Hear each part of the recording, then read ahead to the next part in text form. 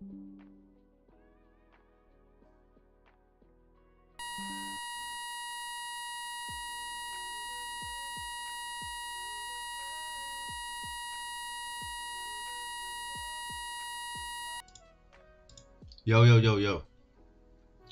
Hope you guys have a good day. Let me set up real quick.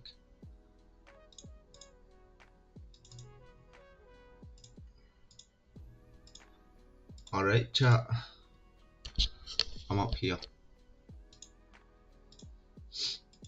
Okay, cool. Alright, hold up, chat. Let's see how we open up here.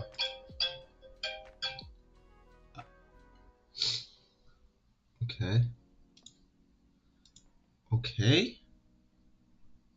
5 minutes in the top wick here.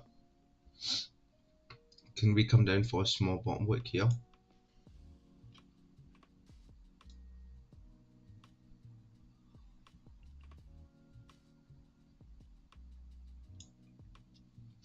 Right, chat. You know what I'll do? If you re-break the high here, it's gonna be my buy stop. Okay. So I have a buy stop on the re-break the high on the 30 minutes here. The reason why I'm not going in just yet because of 5-0 top wick. So you could come down for a little bit of a bottom wick by the look of this. But if you drive up, that's cool too. But yeah, I got a buy stop right here. Alright, buy stop activated. So I'm really looking for the rest of the wick here on the left hand side. There's no more to it because we are actually reaching all-time high here. So as we're reaching all-time high, I'm assuming that you are just going to drive up, and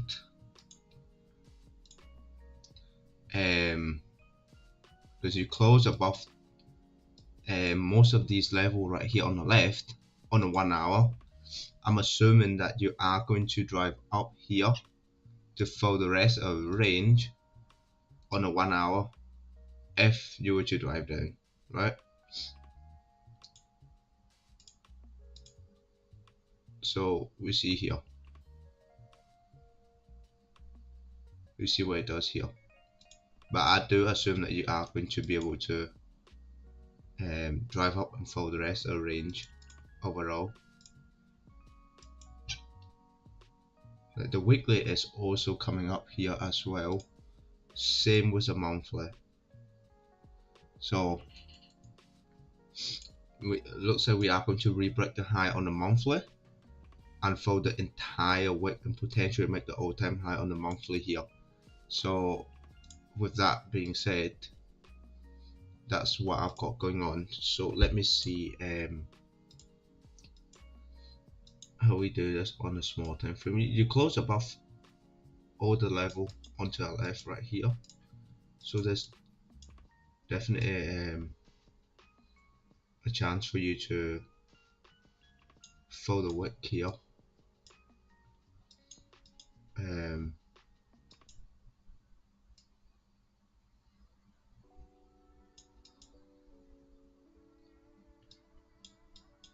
You got respect them.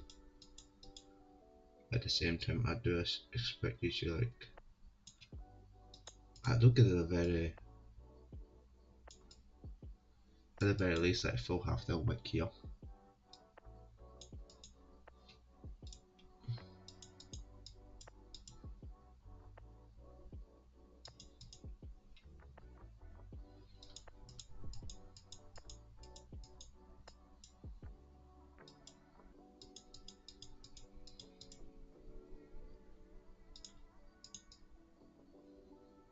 Yeah, you got 25-30 to look for.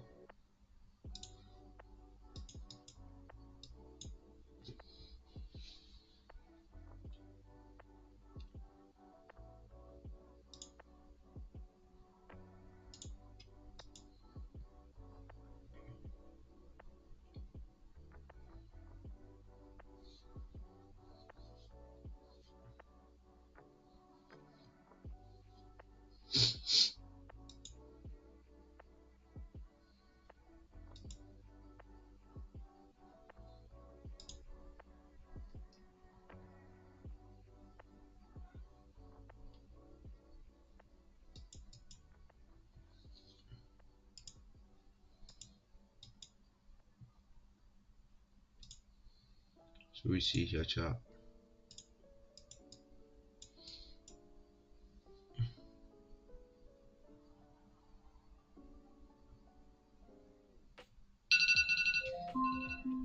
Alexa, stop. Okay, if I come down the bottom wick,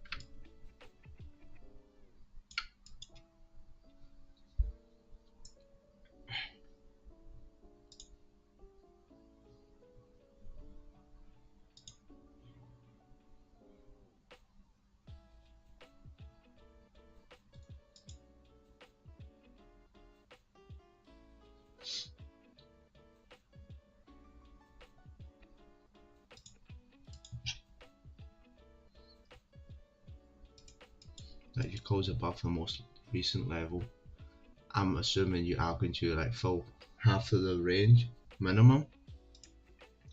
So let's see here.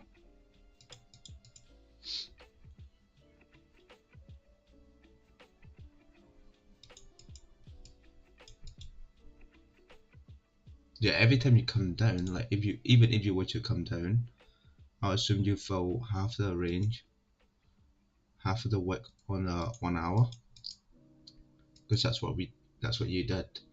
Unless you're coming down for a bottom wick like around these level to the left right here. Unless you come down to 25, 24 for a bottom wick. Otherwise, I do see you coming up for top wick.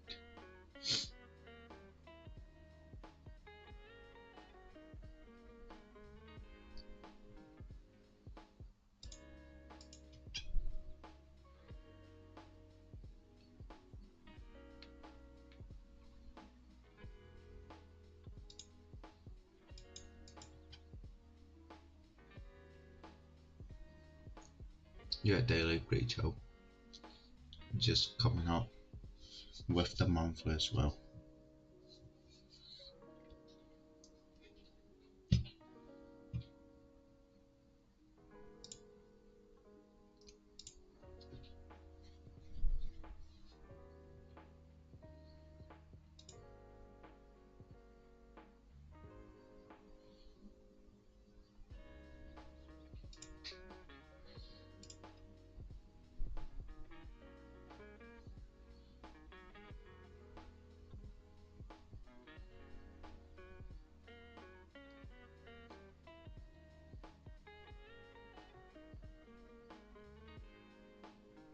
Of what the normal videos are about, you know, I just kind of talk about the charts and this, that.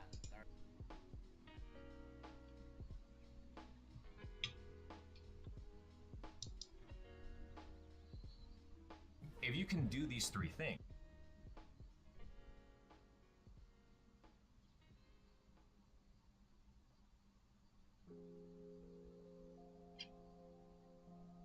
it's showtime!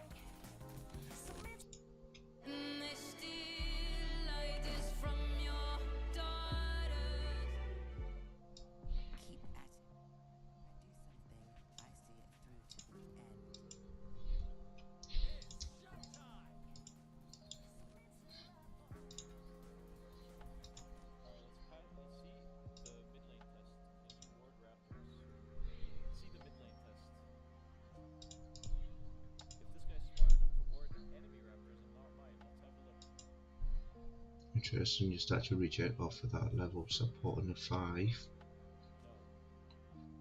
Let's see what you do here.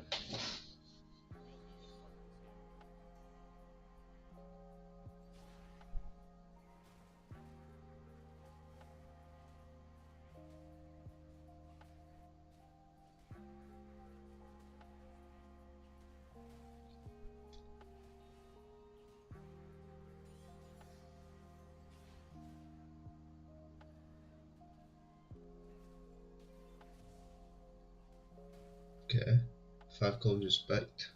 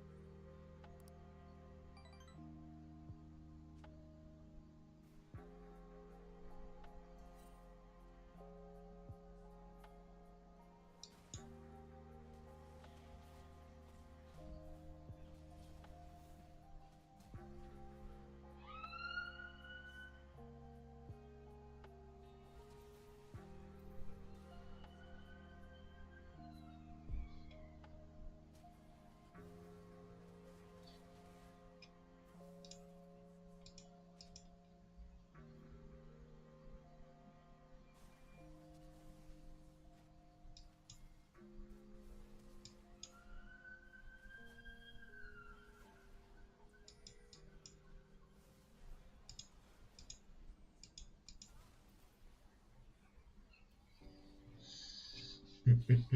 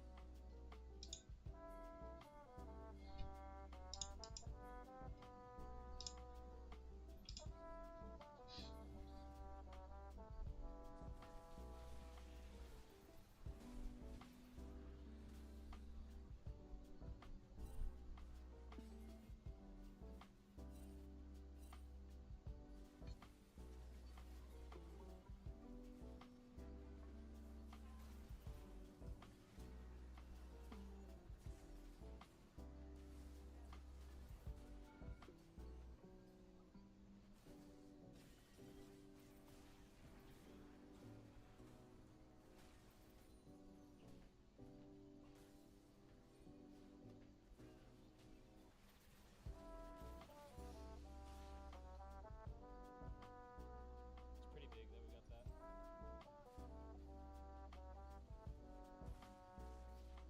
So if we fill up and we break the high on a 1 hour here, I'm assuming you just got to buy it for the rate, for the wick, because you now have a bottom wick.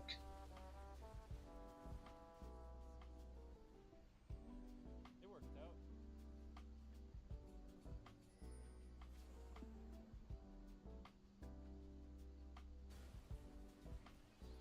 15 candle close in 2 minutes here.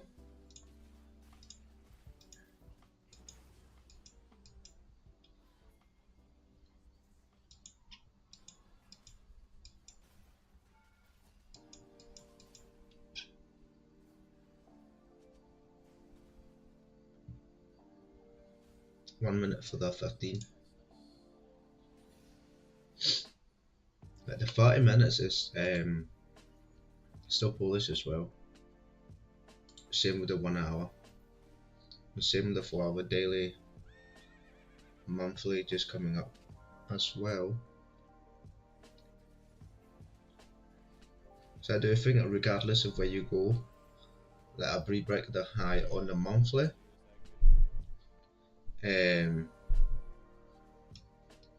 will probably happen if you were to drive down.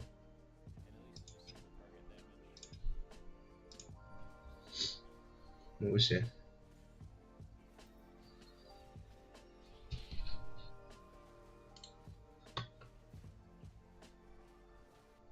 Better put on a happy face. Arthur Fleck is a monster who knew exactly what he was doing. Look around. Look at all these people. Who do you think they see? You can do anything you want. You're Joker.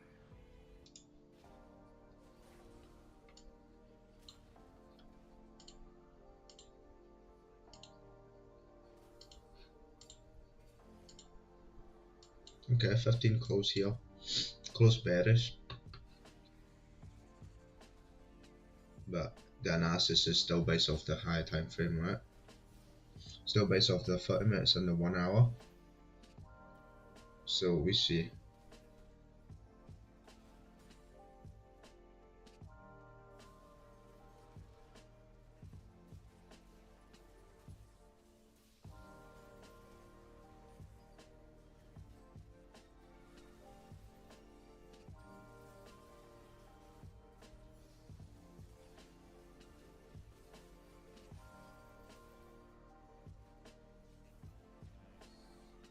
We're blowing this game out of the water. Huge. Our Bard is good. Yeah, they're all good. It's true. That is true. Honestly, I can understand why he's stuck. I'm getting my ass whooped. That's not a good TP. Oh my god, we got so lucky.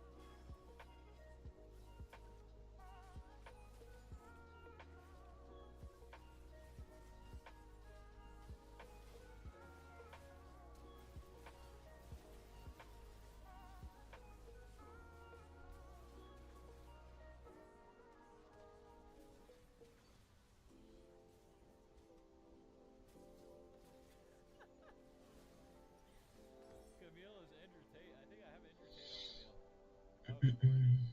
Oh boy. Oh my. Kids like you pay big bucks for emeralds. Big bucks for emeralds, apparently. Capapenes. Insane capapenes moments here.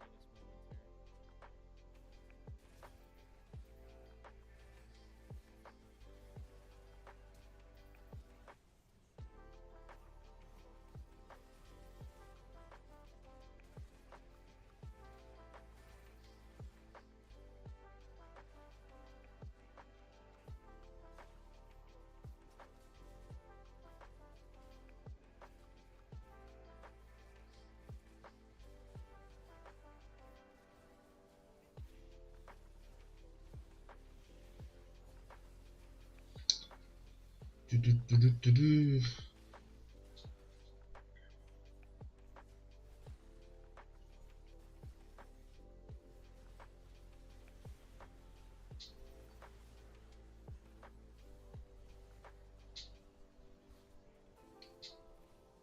10 minutes for the 15 and the 30 minutes here. Gee,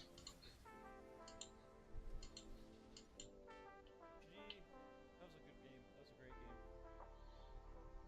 Great game.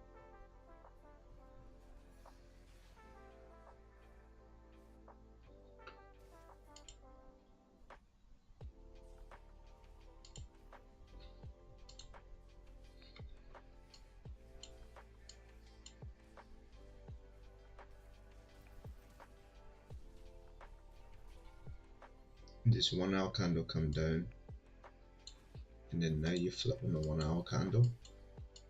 You're gonna drive for the rest of the range here. Right, 5 close bullish back inside the range, Let's see what it does here. Last 10 minutes on the 15 and the 30 minutes.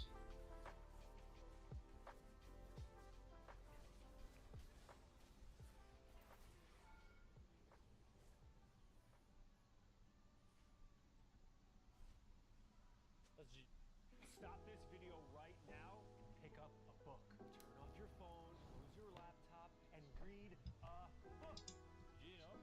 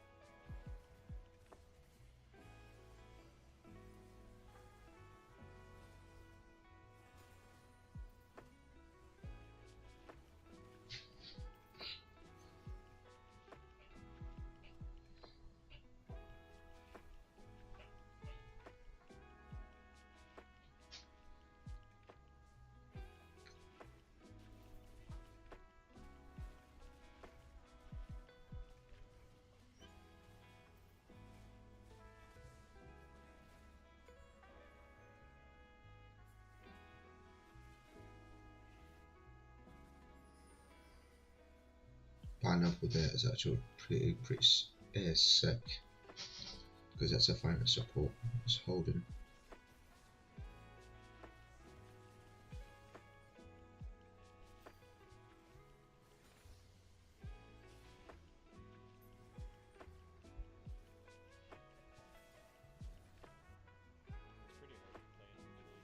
You flip on the 1 hour here.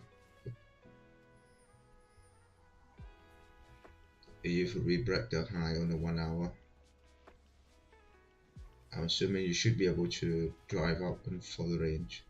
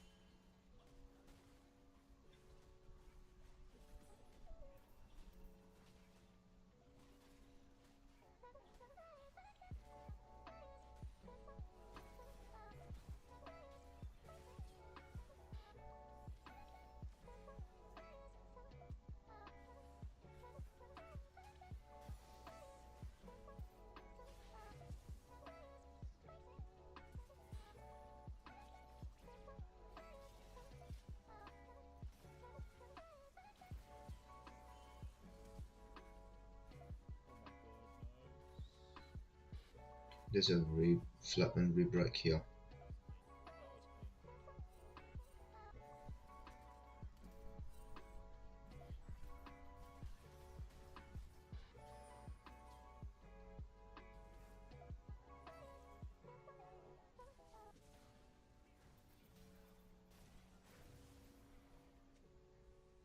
This top side is too strong. Bot lane 1-2. I think it's just auto GG. 40 seconds for the 5 minutes, but you're re-breaking here, so I'm assuming you should be able to drive up.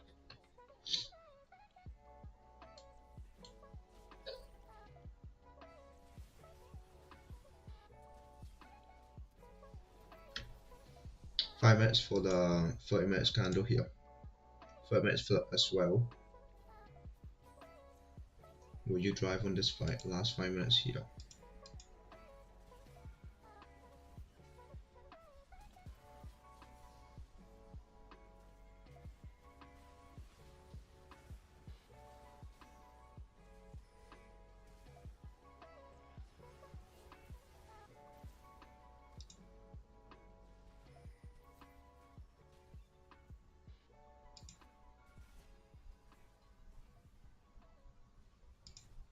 the one I've got a bond with, you rebreak the high here.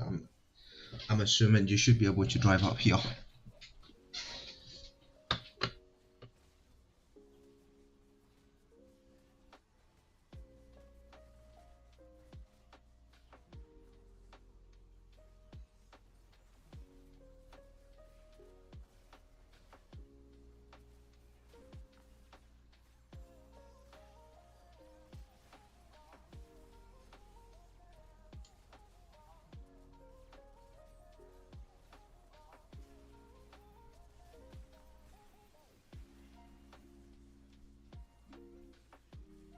Let us in.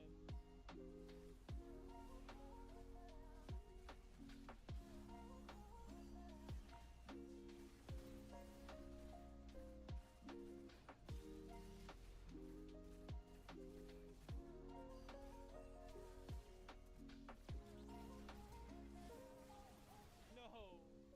3 minutes here. I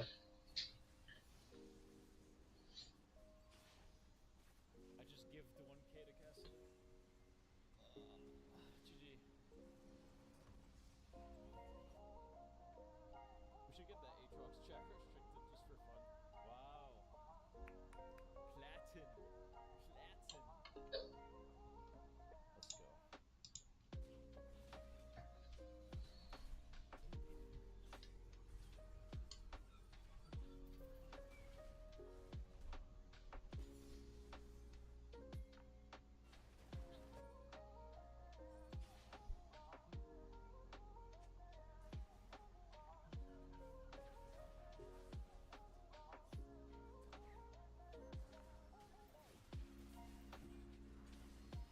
Two minutes on it for the 30 minutes candle here.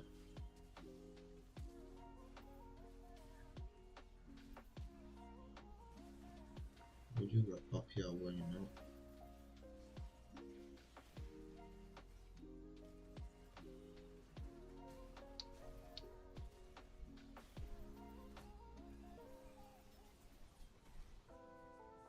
GG.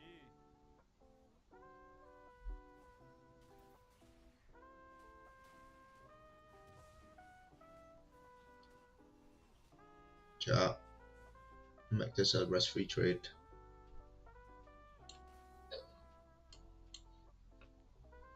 If you drive up here, you drive up here on the last minute on the 30-minute candle here.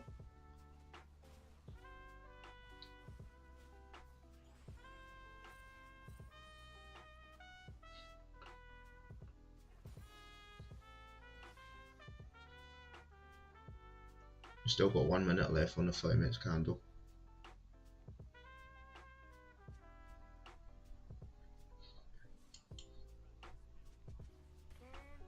I might get taken out here.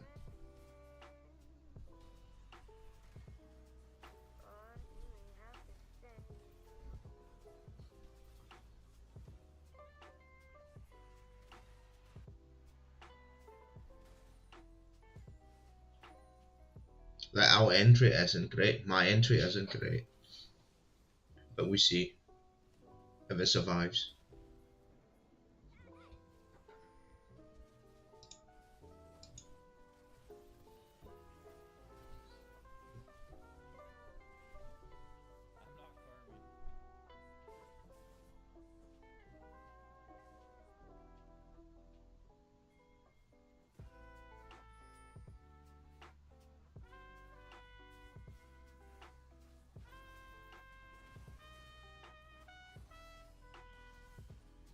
Chat, if we close no top wick here, by the way, I will manually close up.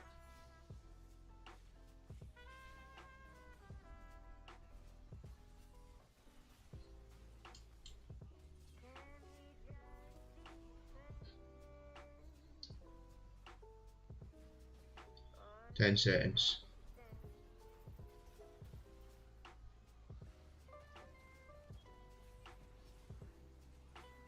No.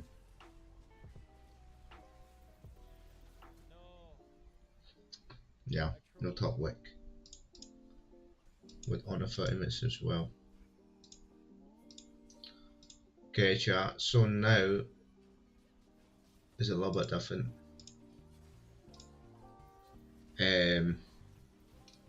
Now I want to wait and see how we hold in on the 15 top wick as well here.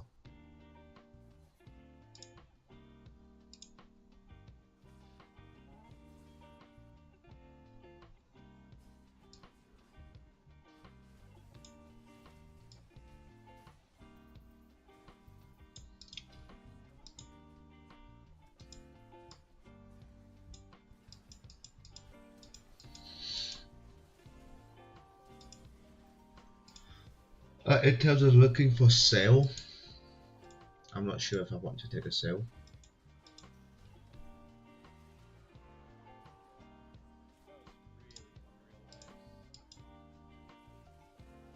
At the very least, I want to see like I'm having so much fun on Lisa. like the 1 hour candle closure or the 4 hour candle closure to see how it is closed before I even take a sell.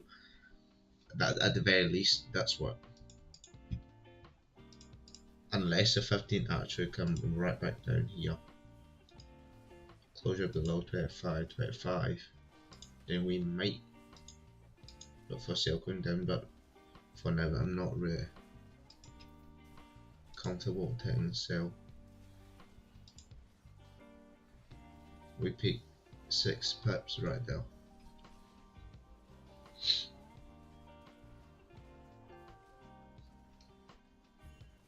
But yeah, our entry isn't like amazing. Like if the entry is that a bottom wick on a 1 hour coming up is 24 pips. That's a nice entry as well. But we see here. I'm waiting for a closure, and I prefer a closure back above 25, 26. To admit that was not my finest play. I'm only human. 25, 27, sorry. Because this 30 minutes no top wick here, it makes it really tough to play.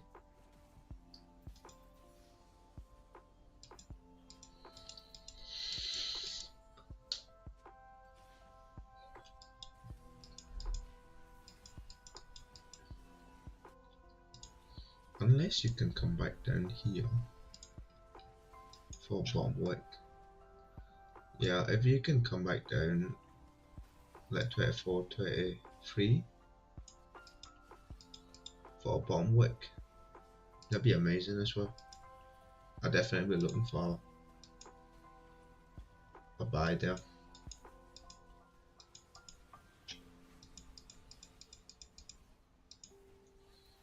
For sure.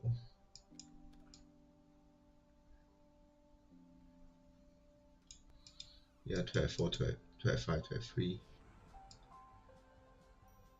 That's about alright.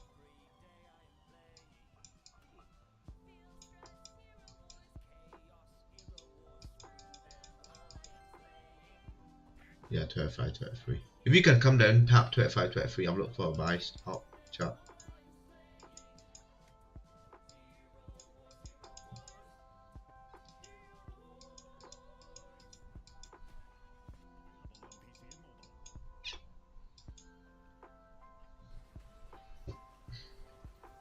But right now, with the 30 minutes, the way it's closed, I'm not too interested in taking any position for now.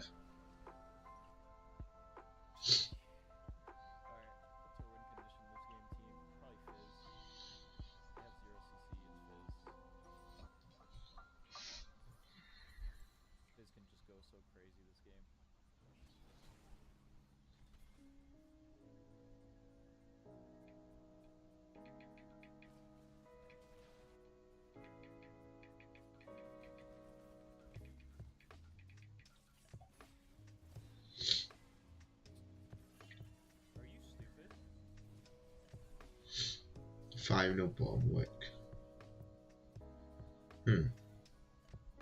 Interesting.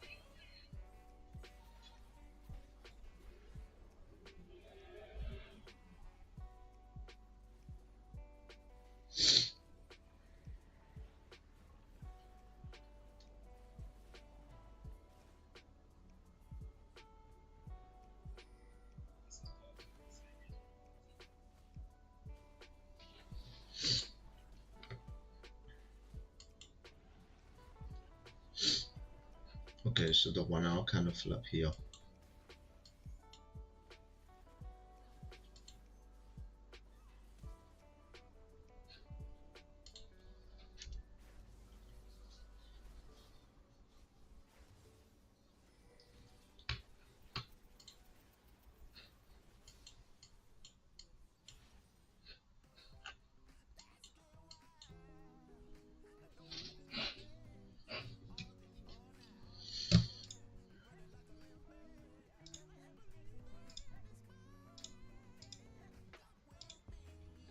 Chat, I'm not interested in buying right now because you are coming down, but I'm waiting until you come down to a site 25, 23, where you have like a minor support right here. Then maybe I'll look for a buy there. But look at the 1 hour, you are coming down, like that's right, you are coming down. So I want to see what you do here.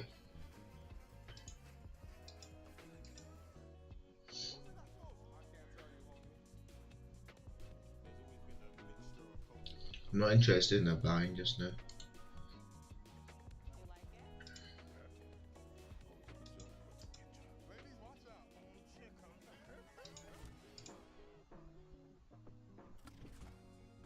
My name is Koji Radical, and I want to throw a block party. We're going to take a journey to New York and figure out exactly how they do it. I want to know about the food, I want to know the culture, I want to know the history. I think all of these things are important and integral because I want to bring a Brooklyn vibe to this East London block party. After landing in Brooklyn, I'm hitting that block party OG Garrett Oliver to point me in the right direction. Garrett, how you doing, man? What's going on? How about you, Cody? Yeah, I can't complain. It's all about food. You can have great music, but if you don't have great food, there's nobody saying, I'm gonna send you over to Bedside to go see. Like, did I piss you off or what? Bro, jungle is actually paradise when you have good laners. I kind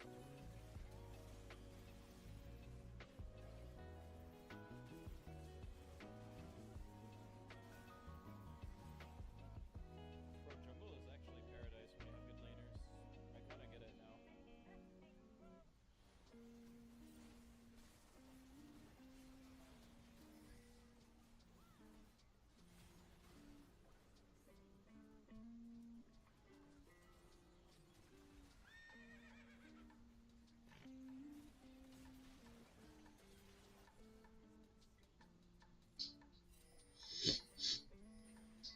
Five minutes for the 15 calls here. Get him. 3 minutes. I thought that was me. Bill, thanks for the prime, bro. Yeah, it's the same Nico. This Nico is honestly just the LP distributor.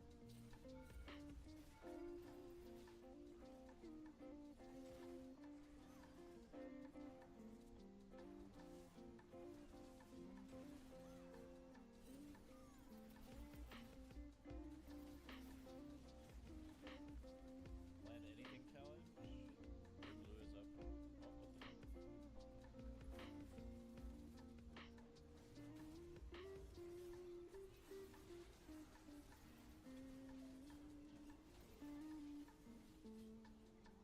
I don't know, they're not. I think it's really, it's a bit boring. Or whatever LP is LP.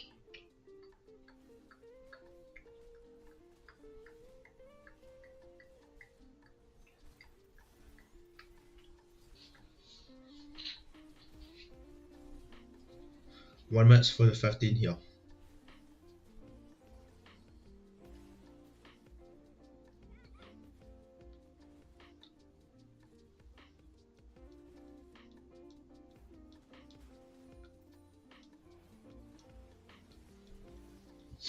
I mean, taking a sell there is actually not bad either. Oh, That was a 5 pips move. You just come down completely.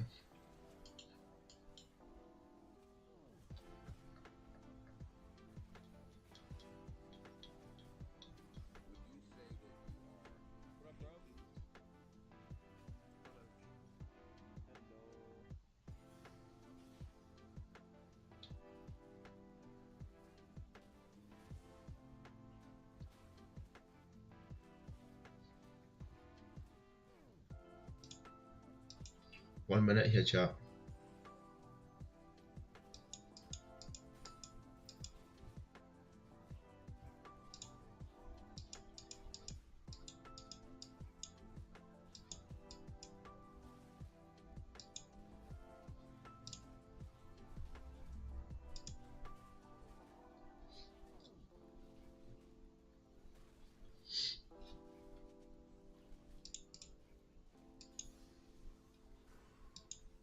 Very nice. Very nice. Wow.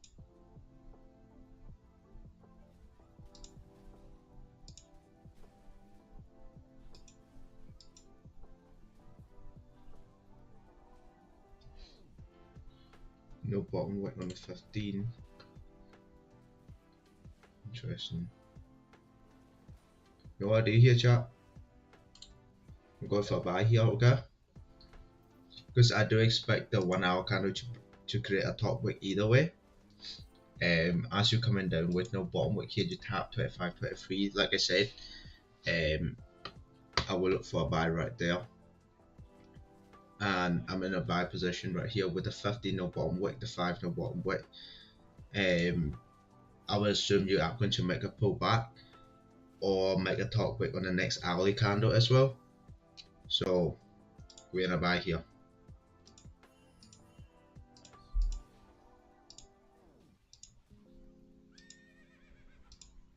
So let's see.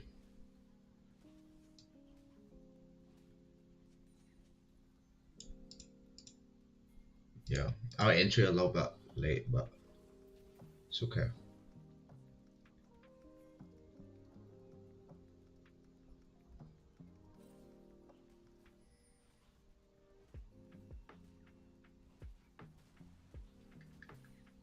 Why did that headroom not have red?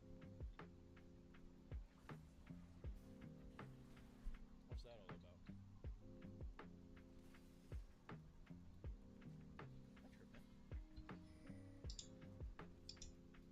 I mean, you could definitely come down from steep up bottom wick, but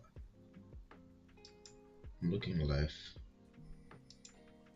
Most of the time you reject.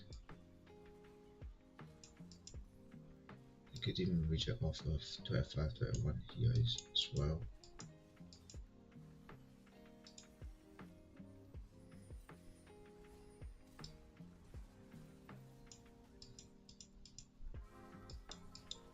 Yeah, 25, 21 could be a potential next level that you reject off of.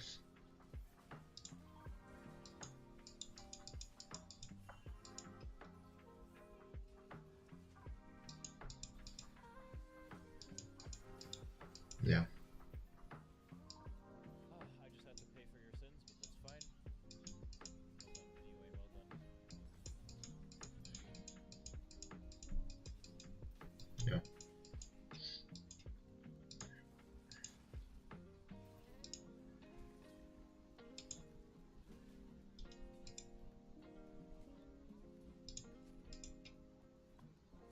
Alright, let's see what it does here, chat.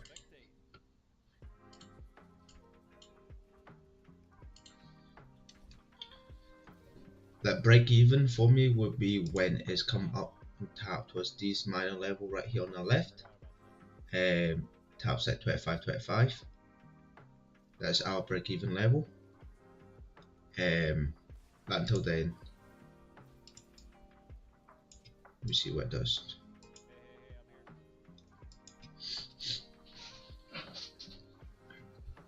Oh, it can just come down straight down towards that 25, 21 for all I know.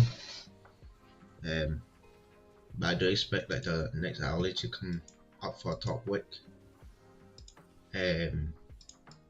Or you make a pullback on the 30 minutes, last 10 minutes on the 30 minutes here. You tapped 25, 23, the level that I looked at. So let's see what it does here.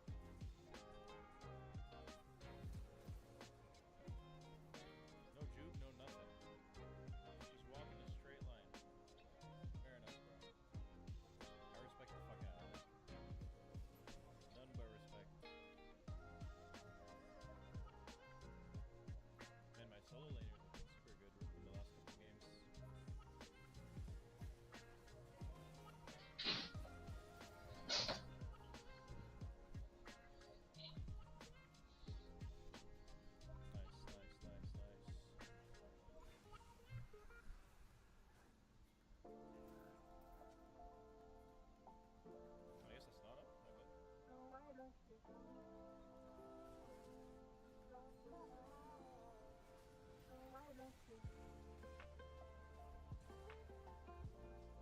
my god, I'm everywhere.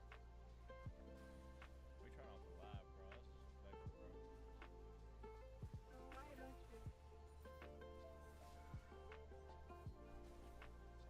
Fuck, my fingerboard wasn't on the one key. GG. Bro, cook his ass, shark. Cook his ass.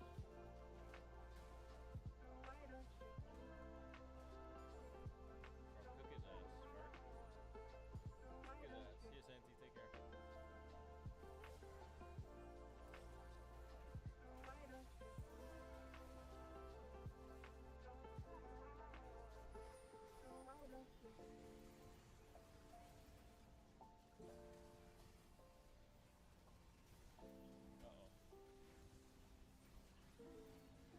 Take care. Uh-oh. Give it to Zyra. No! I give it to Hekarumi.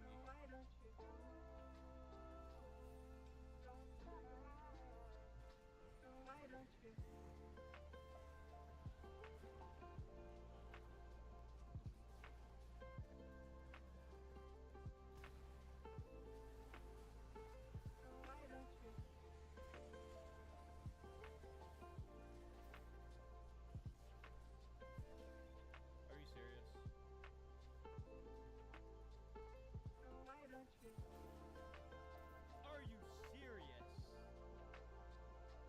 Fuck me.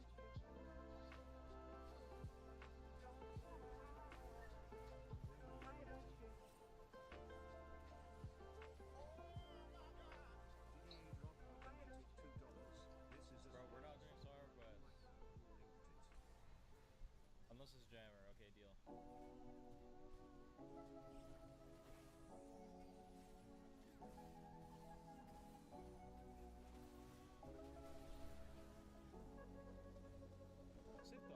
GG. Thanks for watching. Before we get to the clips, the best place for creators to make money in the creator economy is Kajabi. You don't need a huge following. Didn't create neuroses. It didn't create this like, what's wrong with me? I don't know who I am anymore. So people now, the problem now is we don't have distance from that social realm. And so we think that if we're acting, that's who we are. But it's not. It's just that's part of being a social animal, is playing a role. You know, I did a book with 50 Cent, and he kind of exemplifies a lot of that. He plays a role in life. You know, when I met him, I thought, uh-oh. I was kind of intimidated. I was a little bit afraid of the thug. This is a guy, and when I met him, he was, you know, just a few years away from being shot and all this stuff. And I met him, and he was the nicest person in the world. He was almost kind of sweet. He'd hate it if I said that word, but he was sweet, right? He was very down to earth. He was very calm, etc. He's playing a role when he goes out and he plays that person. He knows it. He knows it's like, he doesn't take it seriously, you know? He had this big beef with Kanye West back when I was doing the book with him. And then I met the two of them in Vegas when they were there for the awards.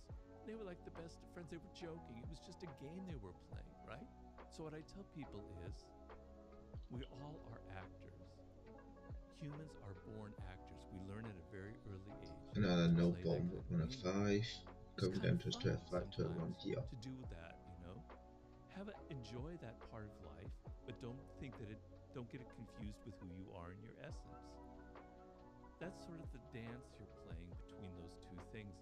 I understand what you're saying, and a lot of it has to do, as you said, related to mastery, where people end up in a career that doesn't suit them. And I think I understand what you're getting at. When I look at like presenters or people in the news and they have to smile and be so cheerful, I go, man, what a drag. I'd hate to be like that, you know? That is so false. Don't you want to take a shower after you being so cheerful and chatty and all that shit? You know, yeah, I understand that. But if that's the profession you chose and you love it, then maybe you don't feel that way. I couldn't do it personally. But, you know, I think it's okay to think of yourself as an actor. I don't think there's anything wrong about that. The second very curious law in your book that I uncovered was law number 2. I'm talking about the 48 laws of power here, where it says never trust your friends too much. Learn how to use enemies. Yeah. Do you trust your friends?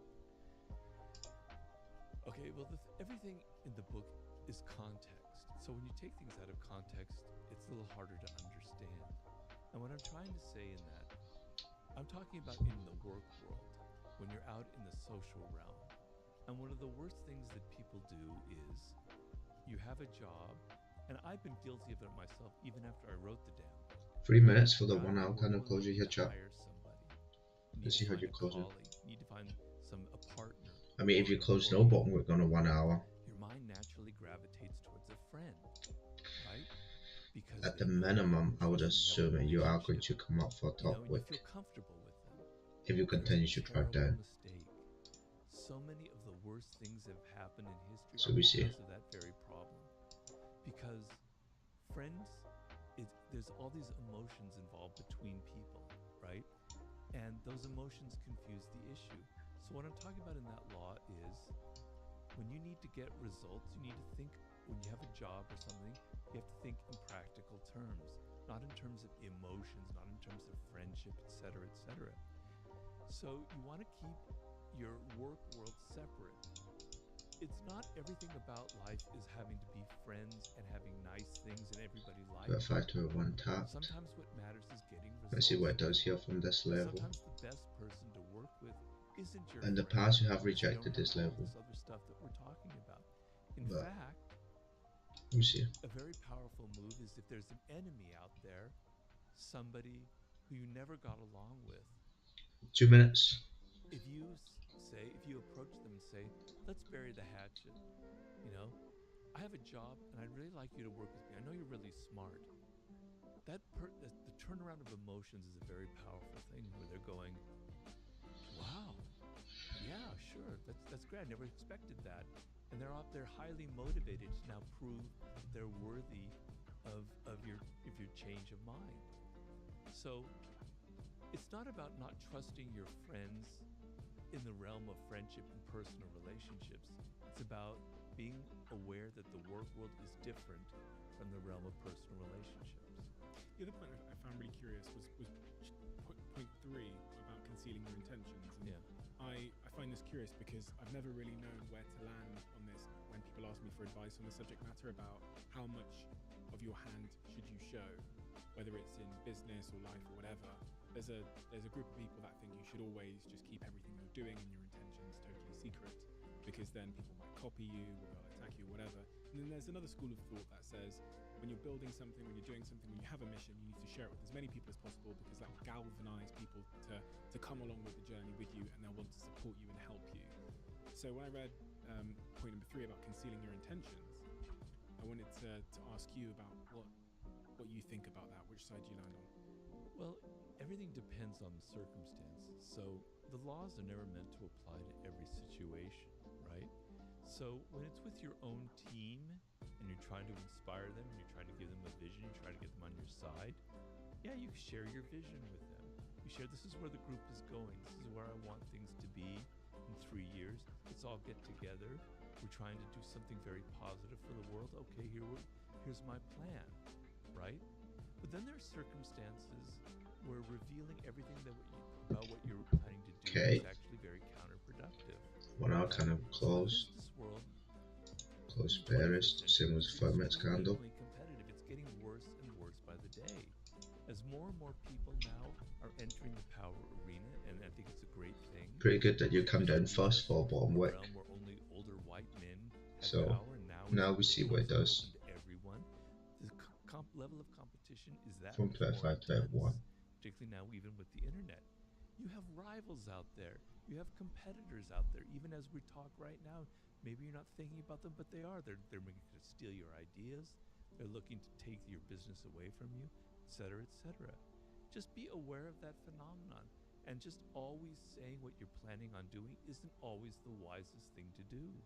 Sometimes, if you're in a tricky situation, putting people off the scent and giving them a red herring and saying, I'm planning to do this when in fact you're planning to do that. It's a very powerful technique. It's deception, but all's fair in love and war and business, I'm afraid. So, you know, there are moments where you don't want to lay all your cards out on the table, right? You want to either create a little bit of mystery so that people don't know what you're going to do next and they're wondering what you're going to do next. And as they're wondering what you're going to do next, they're kind of on their heels a little bit. What's the next thing that Steven is planning? I don't really know. Wow. You know, it's a very powerful approach. There are other times and other experiences and moments in life where you do want to reveal what you're planning to do because there's a purpose behind it. I'm just saying, You already got a bottom wick, so don't just act. let's see what you do here. Aware, have a strategic mindset. Sometimes concealing is what you need to do. Sometimes not concealing is what you need to do. It's funny when we have this conversation about power and the darkness and the shadows that people have in them. I think a lot of people listening, and probably it seems that way because I'm the one asking the questions, as if I'm questioning society that I'm not part of. They'll think they might think they don't play these games, right? They might, you know. So that's the question I have: is like, have you ever encountered anybody? Do you believe there's anybody out there that doesn't play power games, manipulation, have shadows, have darkness in them? No, I don't. But so in my war book, I read the biography of Mahatma Gandhi, one of the saintliest figures in history, right? And I realized that Mahatma Gandhi was actually a brilliant strategist. Now, I'm not saying his use of nonviolence and civil disobedience didn't come from the heart. He didn't mean it. He didn't actually believe in the peaceful method. He did. He was very sincere. But he was very strategic about it. And he planned a campaign, several campaigns like the Salt March. Interesting. Where he knew, for instance, that the English public was very liberal-minded. They had this ideal of themselves as being this they weren't colonialists, they weren't imperialists. They were doing the best for the world. And he deliberately had these marches where he knew that they would be reading in their newspaper and seeing photographs of Indian people being beaten up by Englishmen and their Indian officers on the streets of wherever would have a terrible impact on the public. He thought in terms of strategy. Okay, so there's Gandhi, and there's Martin Luther King, who's somebody I wrote about a lot in The Laws of Human Nature. Another great icon who I admire, who actually was inspired by Gandhi and had a campaign. You see, chat 25, 21 to bounce off of that because last time that's what you did. The next level you could probably look for is right around there, 25, 24, yeah, which is a level I marked up. We're going to have this massive margin, and I can get a lot of elementary school and junior high school students to be on this march because they believe in you and they're very fervent. And I think it would be great. His advisors go, God, you can't do that. You can't put 13-year-olds at risk.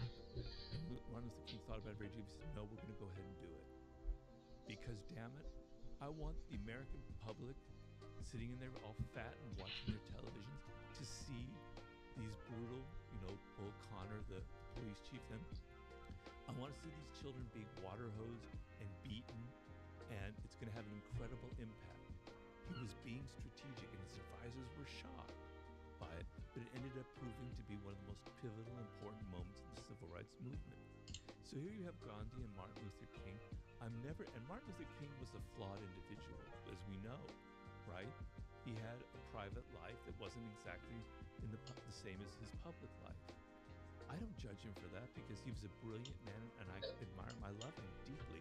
Reading his biography made me even admire him even more, seeing that he had a human, flawed side to him. Once you tap 25, 24, it's going to be a risk-free area. You can't escape it. Yeah, maybe there was some saint born in some century. It's only 5 pips, but that is your. That is my level. We all have this idea, because there's a resistance there. Irrationality, envy, aggression, or narcissism. Narcissism is a good one. Oh, they're a narcissist. I'm not a narcissist. I'm not self-absorbed, but they are. Yeah. I don't have any of those traits. Well, damn it. Every single human being has self-absorption traits. We can't help it. We naturally think of ourselves first. Yes, there are people who are much deeper narcissists in life, no doubt, and there are toxic narcissists, but we all have a touch of it. I want you to be a little more humble in this world and not be so arrogant and not think that you are somehow exempt from having a dark side, that somehow you were born with a halo over your head, that you were born different, you don't have human nature, that you're a saintly person, you're much better. Get rid of your moral superiority, because I find that deeply offensive. We are all cut from the same cloth. We all have the same flaws. And when you look at yourself, and when I wrote the laws of human nature, I'm going, damn it, Robert, you have a dark side. You're a narcissist. You know, I had to come to terms with my irrationality, my grandiosity, my aggressive instincts. But it's the only way to change yourself is to be aware that you have these issues. I have the narcissistic tendencies. Now I see it.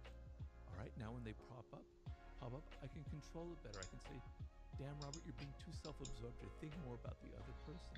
Okay, you're coming up plus 25, 24 here. Any of these problems. I'm not a narcissist. You're never going to have the awareness to stop the fact that you are actually one. Being a narcissist, is that objectively a good or a bad thing? Because when you were obviously, I know people at home go, it's a bad thing. Narcissists cause a lot of harm, and that's very true. But in the context of the human animal and why the human animal develops certain attributes and qualities to you know, maybe further its survival or its ability to stay within the social pact, is it just a consequence of being a human to have these like shadow traits and to be coercive and manipulative? Is it good or is it bad? Or is it neither? It's neither. Because it just is, right? So with narcissism, for instance, there's a reason why we're narcissists.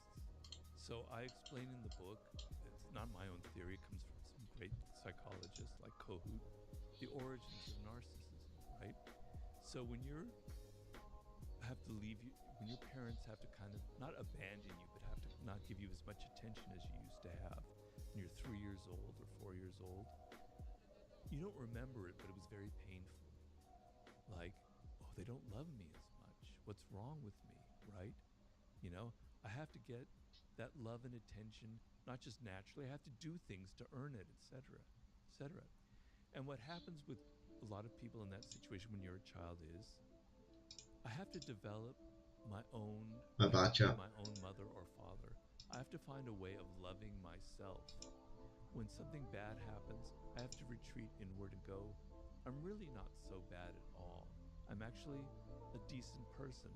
I like my own tastes. I like the clothes that I wear, etc., etc. You're developing the shreds of self-esteem, right? And people who never develop that because they were abused or they were abandoned or even if they were suffocated, never develop that self-esteem. And so what happens in life is if you don't develop that and you get older and people attack you and yell at you or criticize you, you can't retreat inward to that self-esteem, that love you have. The only thing you know is to get angry, they call it narcissistic rage, and to yell at people and say, God, get away from me, you're evil, etc., etc., etc., right? And then the other problems evolve where the only way I don't have that inner self-esteem, the only way I can get people to love me is by being incredibly dramatic and overly dramatic, etc., etc., etc., and always making myself the center. Last 5 minutes, the 15 here. A deep narcissist. That's their only way of getting the love that they need. So children, we all need that degree of self-esteem, that anchor in our life. So narcissism, self-love, is not a bad thing. But what happens is as you get older, if you go too deep into it, it becomes a problem. And so what I say is you need to take that self-love and it has a good function and turn it outward as much you can and turn it into empathy and love and consideration for other people more. That's your task as you get older in life. That's how I approach all of these flaws. You can't run away from them. You can't run away from your shadow, your dark side. You can make it work for you. You can make it positive and productive and healthy. You can become a healthy narcissist, which is a name that I use in the book.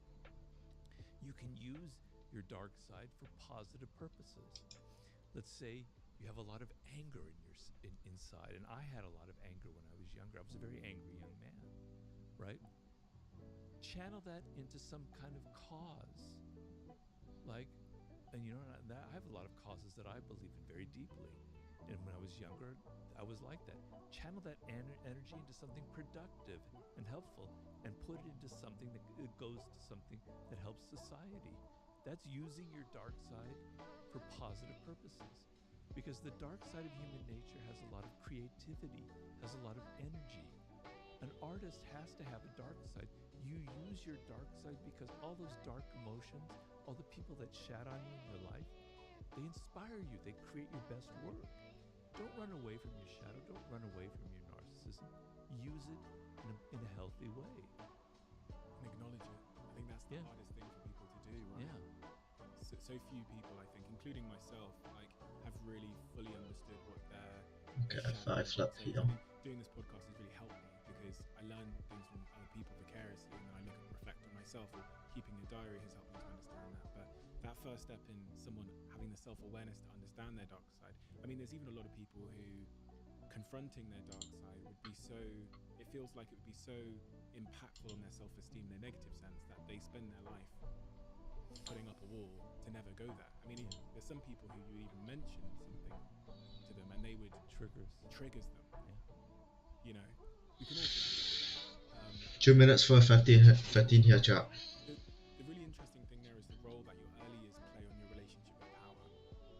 Because when I think about some of the nicest, I don't know if this is just a general stereotype or narrow observation I've had, but some of the nicest people I've met in terms of, you know, being the opposite of whatever a toxic narcissist is, seem to have really comfortable, loving, secure, safe, early experiences. And then is that broadly true in your view? It's a generalization, but there is some truth to it. I mean, there's things that called attachment theories, where psychologists have looked at the kind of attachment you had to your parents, and they categorize it in 4 different ways. And there's the ideal, the best one, where you have this incredibly loving mother and father, and they're giving you unconditional love, but they know also how to give you your independence, etc. It's not terribly common. I don't know what the percentage would be. Then there's levels and levels, and as you get to the 4th level, it's like the abandonment one, where, or abusive and abandonment, where you basically leave the child alone. You don't give it any attention, any love, and it's very crippling, right? But the thing is, children are much stronger than we think they are. They're very resilient. They're very resourceful. They're going to find their love. They're going to find a way to compensate for it in some way. And what's something very interesting, when I was doing seduction in some of my other books, and I look at people who were like very charismatic, like a Malcolm X, like a Marilyn Monroe, I could go on and on and on. You see people that came from very, very bad families, right? They had no love. Marilyn Monroe was an orphan, essentially, raised in an orphanage, you know? Her whole life was, I gotta get people to love me. I need love so desperately. And her way of Alright, 15 candle close bullish here. The first bullish candle on the 15. Let's see what it does here after bottom wick. Looks like you're coming down first. That she drew it to herself. Great charismatic individuals. John F. Kennedy is someone who had a lot of charisma. He came from a very bad childhood, right? His father was very mean to him, etc. Some children, in the worst circumstances, it ends up bringing the best out of them. They have to find their way in life. And some people who have everything don't go very far because they don't know how to find things for themselves. So life is weird. Some people who have great childhoods do well. Some people who have great childhoods are spoiled and never learn how to get things on their own. And some people have the shittiest childhoods, learn how to be resourceful and get what they need on their own. You mentioned seduction there, the art of seduction. Why did you write a book about the topic of seduction?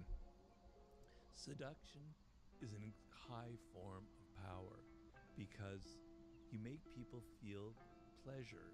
You make them feel excited or interested in you, and then their resistance to your ideas slowly lowers, and you have the ability That's to pineapple influence right them there, is and to actually move them in the direction that you want. really If you good yell as at them, well. like how we were talking about your child, and you tell them, do this, do that, they resent it, and for good reason. But if you're subtler, if you're more seductive in your approach, if you're more indirect, people will do what you want or go in your direction without ever even realizing. So it was a sub-theme in the 48 Laws of Power. And so I was sort of interested in the psychology of that and why some people are good at it and some people are awkward about it. So when I finished the 48 Laws of Power, I thought this would be a natural segue, the next book. What are the qualities of a great seducer? Well, I like to distinguish between cold seducers and warm seducers. A cold seducer is something you don't want to be. That's the typical image that we might have of a male seducer, but even of a female seducer, like the great courtesans, etc., where they're just after money or the men are just after sex.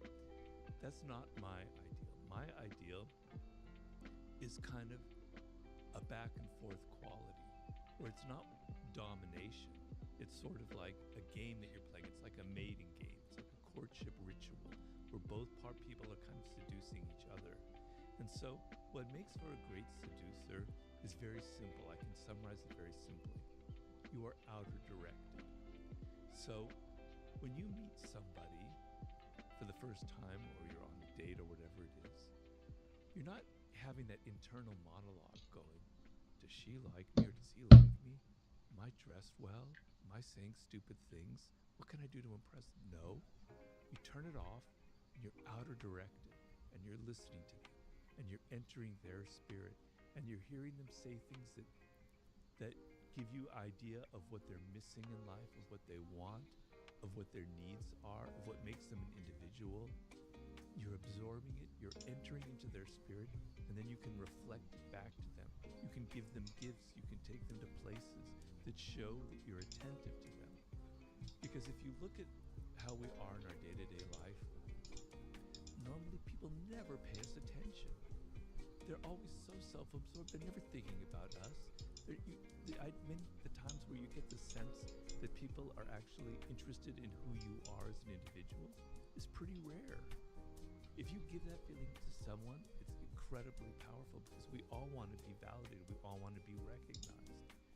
So the seducer is not someone who's all worried about him or herself and thinking. They're involved in the other person, they're absorbed like a sponge. 1 minute for the 5 here, chat. Inside their world. A lot of this is, very applicable to romance and dating, etc., etc.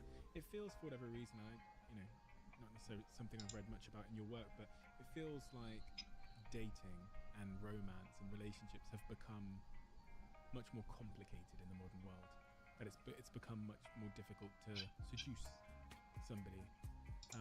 What are the attributes of someone then that is not good at seducing?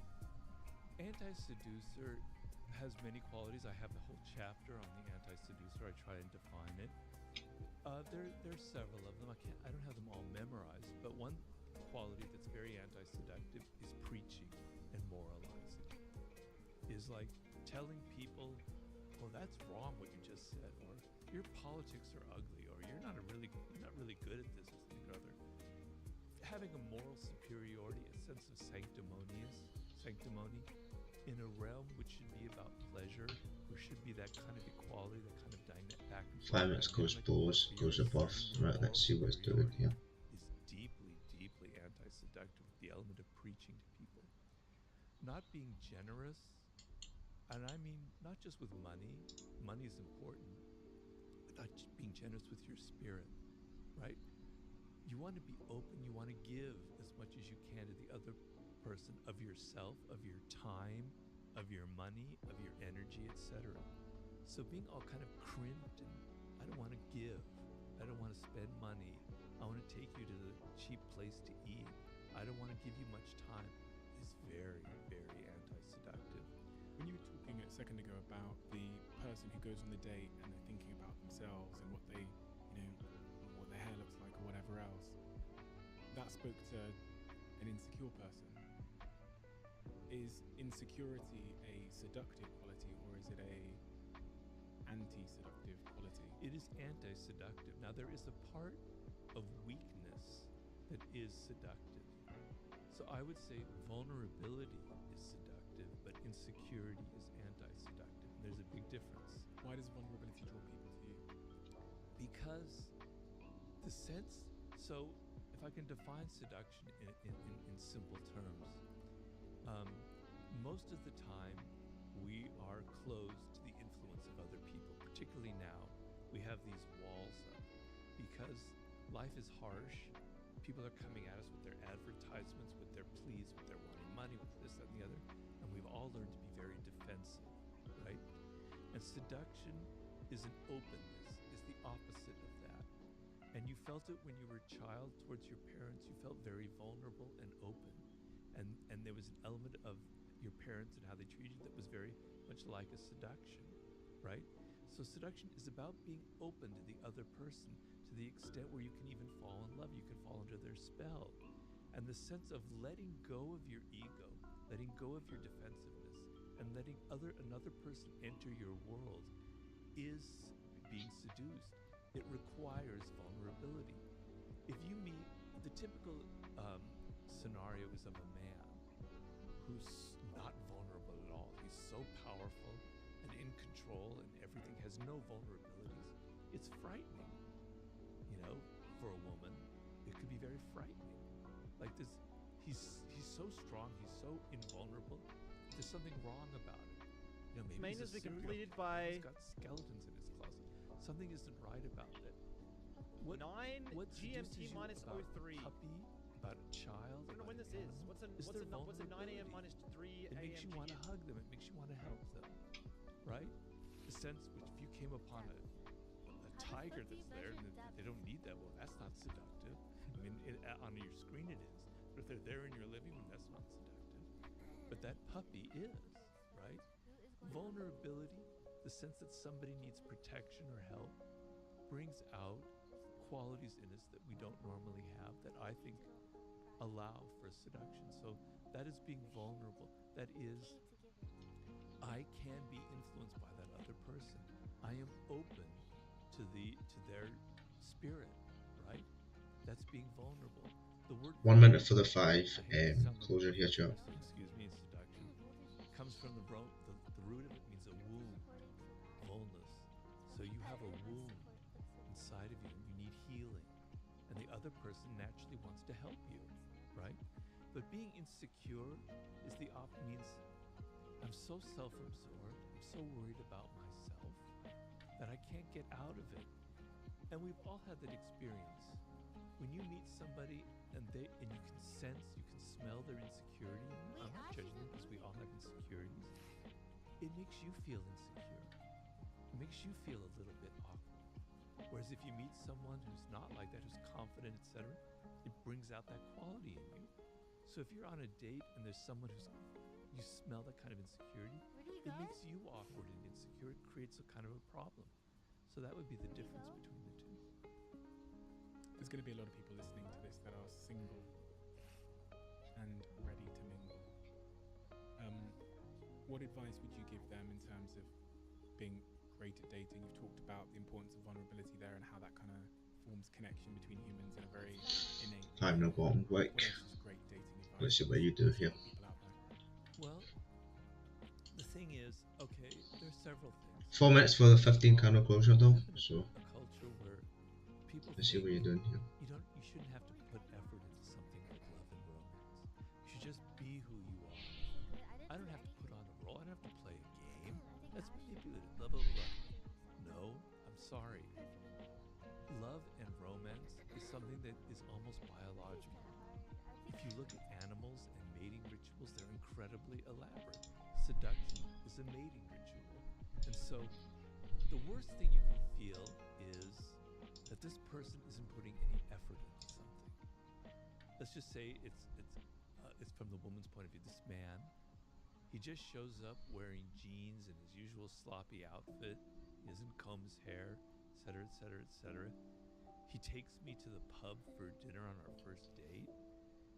You know, he's not thinking about me. He's not willing to put any effort into it.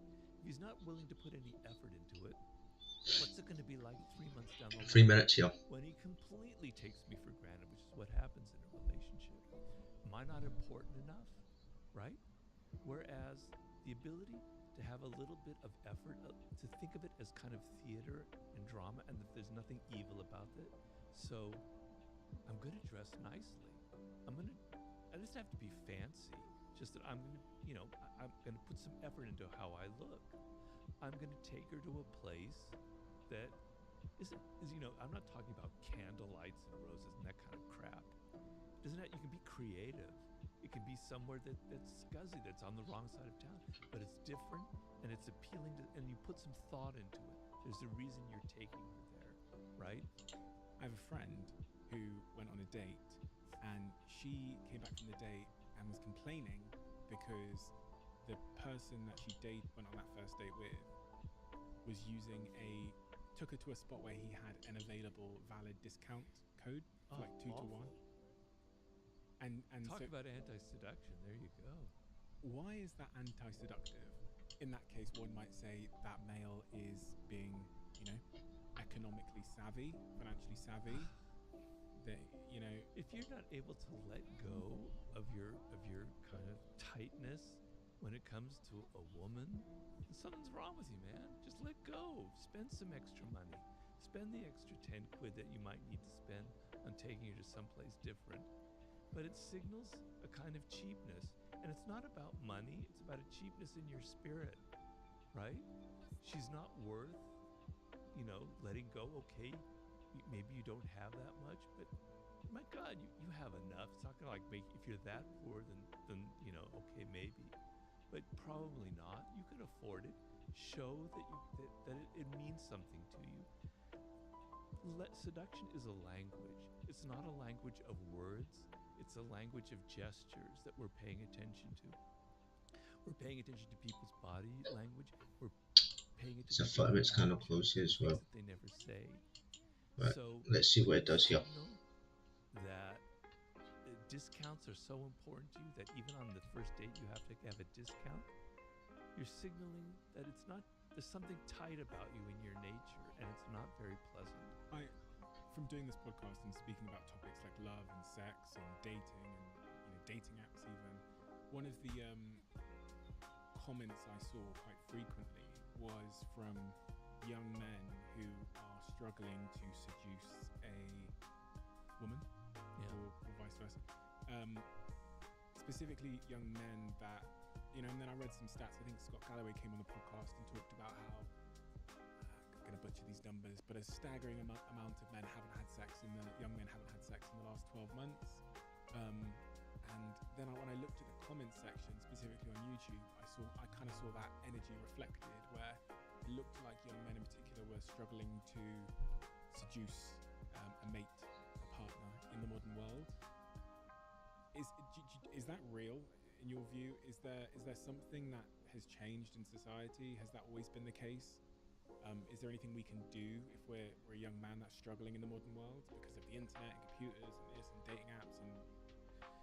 Well, a lot of it is, I'm afraid to say, is internet porn, where you get the idea that, you know, sex is something that should be very easy and quick, and that women should have bullish, body and physique, etc. 15 bullish as well. Let's see how you open the candle here. Last 30 minutes on the 4-hour candle as well. The idea that things must come easy and quick is very prevalent. And to win over someone, like, say you're a man and it's a woman who might be reluctant to have sex for good reason, or reluctant to have a relationship, requires some effort. It requires some thinking. You can't just hack your way. You can't just swipe and get it. You can have your internet sex, but you're not going to get that in real life. It doesn't work that way. It takes time. It takes patience, you know, and you're going to have to work at, and you're going to be rejected. Being with people is a skill. Being a social animal Although there's a part that comes naturally, if you spend all of your time here, you're losing that skill of how to respond to people's body language. You know, half of the thing is. Looks like we're gonna be here for a while, chat. Opposite, let's say it's a woman. But it's good that the firm has come down, no top wick though. How she sips her drink, how she looks at you, how she touches her hair. She's signaling things. It's a language, it's a beautiful language, right? You have to learn it, and you're not going to learn it here because you can't. You have to be in person. It has to be skin to skin. You have to get a feel what other people are thinking and feeling. And we're actually really, really good at that. Humans have, that's what makes us human. It's called mirror neurons. I can sense what's going on in your mind. I can read your body language. You have to get out in the world and you have to put yourself physically out there and try and have rejection. And I know it sounds awful, but it is a skill in a way where you're learning how to like understand and deal with people and understand who they are and get inside their spirit. It takes time and effort and patience. So for young men, you have to realize that, right? If you think everything has to be easy and quick, it's never going to work for you. And I talk about the Hollywood actor Errol Flynn, who is perhaps numerically the greatest male seducer ever, because estimated that he had seduced close to 3,000 women, and he died when he was 50. And if I did the math one day, how can that possibly be? And I tried to research what was his secret, and it was hard to find out. Finally, I found a book written by a woman whom he had seduced, another actress, and she said he was so relaxed and so comfortable. It was like an animal type thing. And then when I would sit with him, it was almost as if I had drunk 2 martinis just sitting next to him. His comfort and his security and his confidence, his relaxed attitude, it just made me drunk. So feeling relaxed, feeling confident and not defensive and comfortable with yourself is a very powerful seductive quality. I mean, there are many of them, but that's one that I would point out. Have you ever figured out what builds confidence?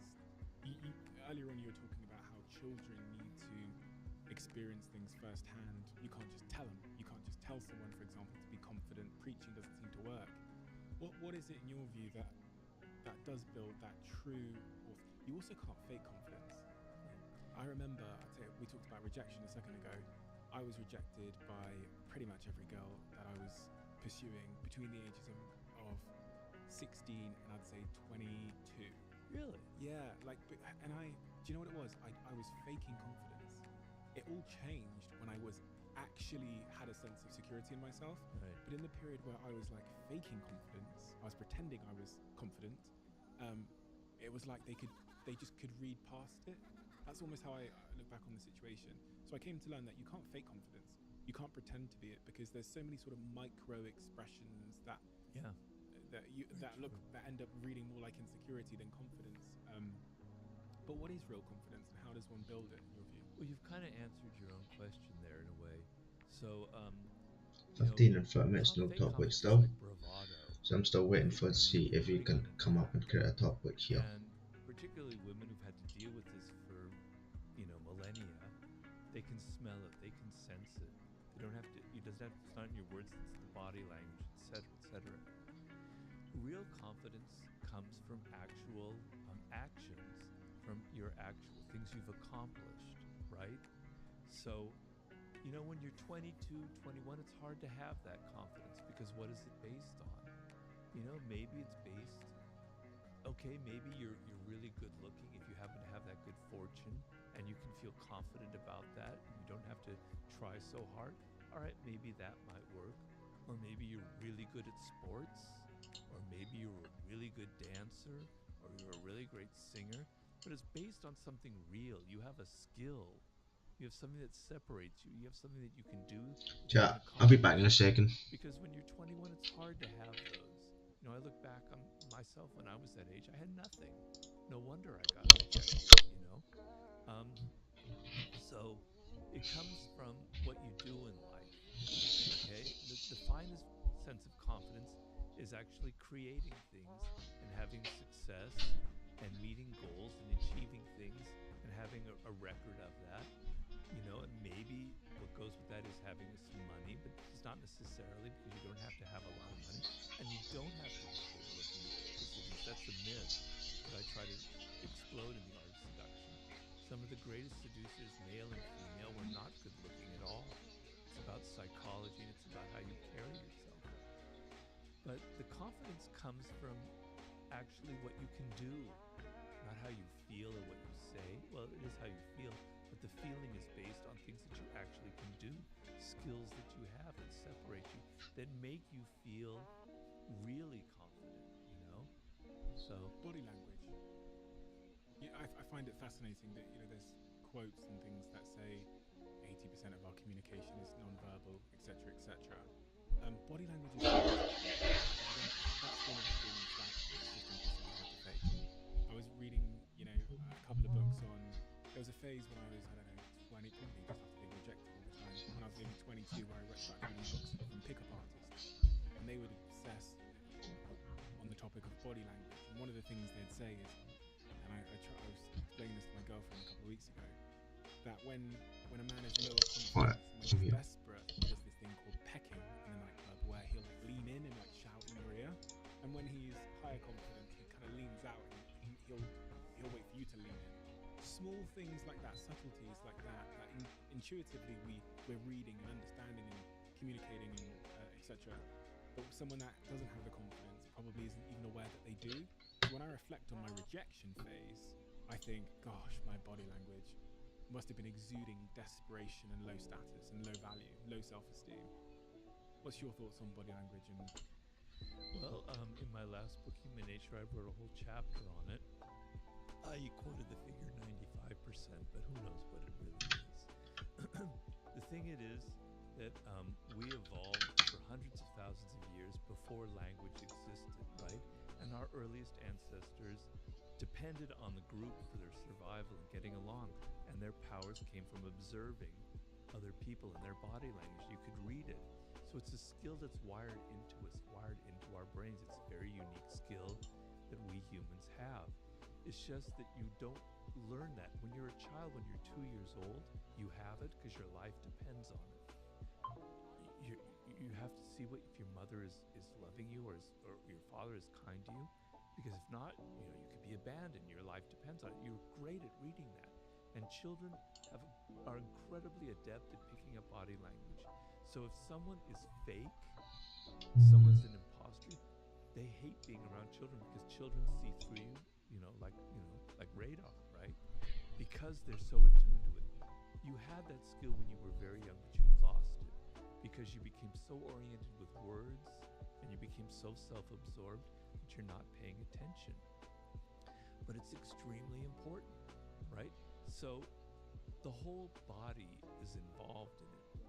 So you've got to first stop thinking about people's words so much. Because the one thing about words, unfortunately, is people can lie. They can say whatever they want. They can say, I love your screenplay. That was fantastic. You were great in that movie. I thought you were great, etc. They can say anything to please, to flatter, to cajole you. But body language, man, it doesn't lie, right? So I talk in that book about the eyes and the fake smile. The fake smile is something you see every single day, but you're not paying attention. It's like, it's kind of tight, right? It's like, right? But a real smile, the whole face gets animated, and there's a little crinkly thing here as your face lights up and your eyes light up. It's hard to even put into words, but it's there. You can see it. It's real. It's not fake. Knowing the difference between a fake and a real smile is really important in seduction, in business, or whatever. To know if someone is like, I like that idea. No, they don't really. They're saying that to please you. They actually hate your idea. You master that language, you can start deciphering all this bullshit people are giving you. The face, you can disguise it a little bit. Actors know that. But you know what you can't fake? It's your voice. If you're nervous, not even the finest actors in the world can fake that. Your voice betrays so many things about you. It betrays your weakness. It betrays your lack of confidence. Or it betrays the other quality, etc. right? So pay really attention to the tone of people's voices, to how fast they talk. People who talk fast are very nervous. Someone who's talked, I know I'm probably talking a little too fast here, sorry. My mind races when I do that. Normally I don't talk so fast. Gonna have You my know, you position slowly into have break some even tone, you really have soon here. information that kind of reveals confidence, okay? Body language, posture. We were talking about pecking, right? When you go and look at a meeting of people in a business meeting, you'll see all the employees kind of leaning forward and nervous, and you'll see the boss kind of leaning back, arms crossed like this, you know. I'm the powerful one. You come to me. I'm the leader. I'm the top dog. Right. She. So now it's a risk-free trade, right, chat? To be like this. You tap into that minor level of Reveals support. a lot about So let's see what you do here. etc., etc., etc. You know, if you go, you're at a party, and you come up to someone that you're meeting for the first time, and they're talking to you, and you notice that their feet are angling away from you. That means that they're not really interested. They're looking for any moment to pull away and close full there at 9 pips because there's a minus resistance right there on the left at 25.25.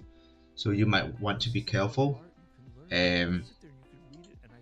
But yeah, we close full there at like nearly 10 pips, just because you might see a rejection at this level right here on the left. But if it drives here, it drives here, because I'm looking at the 1 hour candle. This is something I'm gonna look to take a picture and sample size. He was so bored. Can you imagine how bored you'd be like that? You can't read, you can't do anything. People would come in to visit him. All they could do was look at them. Because this, I've been seeing this a couple of times. Of body language ever in the history of mankind. People said he was almost had ESP. He could read everything about who they were. Actually, I'll wait for it to completely print the candle, and then I'll look to learn how to read body language. He mastered that language much like somebody could master French, and it's an incredibly powerful language that I here you go, you wrap up here. You know, we can go about learning the language of body language, and I'm sure that will help, but it's such a complex like VAR. There's like a thousand things with my body language at all times. Like interesting. Speaking, my eyeballs, where I'm looking, my posture, my arms. Like, am I crossing my arms? Am I crossing my legs? All of these things. So the challenge of mastering all of that feels a little bit overwhelming. Am I right in assuming the easier challenge to master is in fact just like my sense of self? Very well put. Because, you know, if you feel confident, if you feel secure, if you're not all inward and insecure and worried about yourself, it will naturally radiate through your gestures. Yeah, you don't have to sit there and pay attention to your fingers, your arm, your ears, your eyes. It's just there. It's natural. So yeah, that is the solution. So the two parts of the game, it's your own body language. Be aware that people are judging you for that, right? And you can't, as you say, be monitoring everything. See how this 5 kind of close here, chat. Right? So the best. Let's see how it opens up as well. Feel these certain things that are going to radiate, and to not give the fake smile, but when you're really happy, to just show it and show your emotion that way. And the other side, which is I think really important, is learning other people's body language, and that can come from study, and is much more a logical thing than constantly thinking about everything that you do.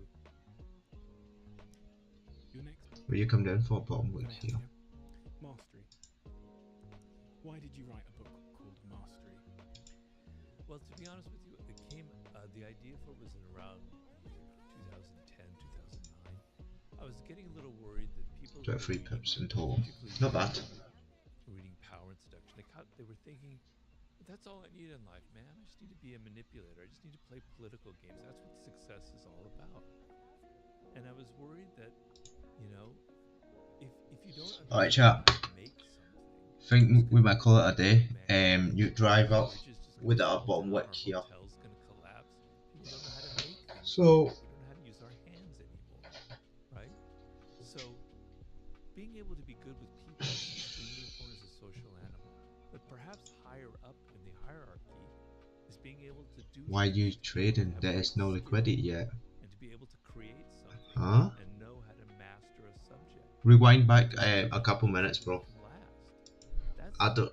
really important. If you call this move right here, Young people it's not liquidity. 10, imagine now. I don't know what Have is. this idea that everything comes It's so moving. easy because you can click, click, click, and I could agree with you that there's no liquidity, but it's moving. So we're becoming alienated from the human brain and how the human brain operates because the human brain requires time. If you know how like the this human brain whole move operates, here, we have what are called neural pathways. I've did my analysis. Every Like time you repeat regardless of what you do, you're gonna need to is created and strengthened come and up strengthened and strengthened. to this minor That's why we level develop right here. skills, but it's also why we develop skills. So To if create a low high to make a pull back, day out and day out, even if you wish to drive down. it's learning it, it's learning that motor And I skill, don't think you're gonna drive down mind yet, thing, and it's getting because the better and fact that better you and are better. pushing very hard It here to takes keep time, it rebreaking takes repetition the to high on the build those weekly, pathways. and the And monthly learning still mastery. got a little bit of range If left. you reach the preferred Even for you to level, drive down, I would assume people dispute nowadays, that so you it's just a will number, need it's not to a break the fact. high on the monthly. We So have all spent and so all, long learning something that was that there's so many pathways. that was the It's idea. like this amazing inner Do, do, do, landscape do, of do. connections going on in your brain. Alright, And now you can be so creative. Now you can come up one with break things even nobody's ever thought of. You can play and chess one on a win, higher level. You can be and Pele take in us soccer, to or Lionel 87 Messi making passes that no one had ever seen and before. 64 You're not having to think, right? You don't have to think anymore. on the It stream. just does what it wants. Alright, Imagine 20,000 hours, which is possible. so People with don't that being know said, what it is. You're almost I don't think I'm gonna trade until superhuman. 4 hour candle closure though. If you're someone who's so logged into the internet, getting things instantly, you can't get past 100, But yeah, let alone 10,000. You're never going to develop skill, and you're going to find life really, really difficult for you. So I wrote the book because I was actually deeply worried that we were losing a part of how the human brain operates, something elemental part of our vision. The interesting through line between that and the subject matter we've discussed in power and seduction is that by learning to master something, you build that sense of self-esteem and confidence that we're looking alright, to be good at the former topics mentioned. But on the I topic of, think mastery, the first session here is question, done. really the first question a lot of people ask, One win on break even. is about finding your passion. I've always had a difficult relationship Our with entry wasn't like amazing or anything, dreams that there's one but and that you have to go and understand that in the first chapter you will need to come up discovering your life task. to this minor level Why is right it, here is it the that I same thing? pointed out. Finding Now your you see passion it's like a and huge finding your rejection, task is the same rejection thing? right here, No, I just recorded this yesterday. and that was the vantage point. Podcast, I went on a rant about how it's not Now about it's a little bit passion, tough it's because not like about you fun. closing in literally I actually 10 don't minutes like that word passion. on a It 4 hour becomes candle cringe. and 1 hour Because candle. if you think about it, Preferably I want to see the 1 hour succeeding at candle anything close requires above time this and level effort right here, and boredom and tedium. but if it So let's doesn't, just use then simple I might just wait until learning New to York play the and piano. trade. When you first sit down at the piano, you have to play these really insipid tunes. It's so boring. You have to learn, what they call I mean, because of finger New York exercises session and on scales. gold, On any instrument, you have to learn scales, brother. etc. If you This is London session. if you think There's you gotta be volume passionate, and forget it. You're never gonna get far. and The thrill comes after a year of playing the piano, and you get there's better 3 and different sessions though. better and I know better, it's and then it not starts coming fun. it's not New Takes York years, session, but it's I'm not more trading fun. New York 20 session years is though. fantastic. I will trade a New York session later though. I'm not trying to name drop here. One night I had dinner with Stevie Wonder. And it's not 4 hours It was from now. just You're amazing correct. thing. You're not wrong. He's absolute. I'm gonna tribute him for my book. Speaking of genius, But yeah, this is London session. I have always been streaming but I was watching trading for him London play session. for us. I'm not We're friends at his I haven't been streaming New York I at was all. watching him I play do this trade New York as well, right? which I will come back to that later on. Absolutely brilliant, amazing. As I'm seeing this, I'm When thinking, news I and could come out sit and you for get volume and thousands stuff of like that hours for the New York recording session. it. But this is London Just session, man. studying these Pretty things, chill. knowing where the keys are. It was just But yeah, if you have any question, like just fire away. That is the power that the human I'm brain about to dip off here, has through hours and and hours of I'm effort happy to like to answer any discover question. Like if orders. you So, didn't get or you know, he didn't get there because it was passion. or you just have He got any there because he questions. was a child prodigy. But At the age of 11, he was signed to a contract with Motown Records. 10 pips for today, so Playing that as he was a it's not kid, like the end of the day. hour It's after only hour after been hour after hour. He had a love for London it, session for me. but it wasn't like every time he sat down and But had to be passionate about it. He had the patience we see to here. put up with all of the boring stuff. While we waiting for the 4-hour candle closure, You want to discover what you were meant I to want feel to a connection to, what you I want to wait and see how the love 4-hour candle closure and the 1-hour candle, hopefully, or when you're 18, and then 19 years let's old. see That's how the it time to opens. discover. Maybe, just Alright? maybe, we look for a trade. You But decide, it's and it doesn't have to be something highfalutin. it really depends on how it opens up and how it closes here You could be on a great with your 4-hour hands. candle. You could be great with your body. You could be great with images and visuals. Because Great looking right creative, now, great in many different areas. Okay? They're all equal. They're all great. if you Use close your above here imagination. on a 25-25, so it's a high chance you just rip up first Frames of mind before by you Michael Gardner, drive down. in which he talks But if you about the don't, 5 forms of intelligence that humans have. then Each brain there's a is innate potential that connection you is come down wired in one direction or the for a other. bottom wick You want to know and then that drive you up. feel it inside of you. So It's like a feeling. It's not an intellectual thing. You feel when you're doing sports that it's good. It's a natural thing. It's what I'm meant for. you're thinking all the time of New Year's session. Nah, bros, they're still young, man. Still very early. You still got at least 3 hours until the New Year session to come. Wow, that's it for me, right? Okay. But You feel it. there's You feel this London feeling. session. There's always volume. Now you fast forward. There's a 18 or 19 years old, pretty you nice have a career choice. volume in London session. There's So, no I call that your 20s, the most important. there's no period messing of your about. life That's going to make or break It just you in some way. trends and If you spend do your their things. 20s trying to learn Yeah, man. something The New Year that session will connects to you deeply, brings volume because there's news folder and stuff like that, right? Like you have NYC you've discovered your open life's and you have the passion. comics It may not be and all that something stuff. so specific. For But me, I'll stay. writing, I'll stay for another 6 minutes. If you have any question, journalism, I tried just theater, I tried screenwriting. type it in the chat. But you know what? It gives you I'm waiting for the try. 4-hour candle closure because I'm really like to see how this 4-hour candle closure here, You feel connected to it. You feel a love for it. and so maybe, it's not just maybe, tedious stuff. if there is a You'll setup. do it because you know Depends on you'll how it pay opens. rewards, you'll get better and better at it. We might be able to get in a So trade. deep that to not do it would be miserable. So good with people is extremely important as a social animal. But perhaps But while I'm waiting, I'm gonna journal the trade. I took 1 trade off stream and 2 trade on stream, so gonna need to journal that. Alright, bearish.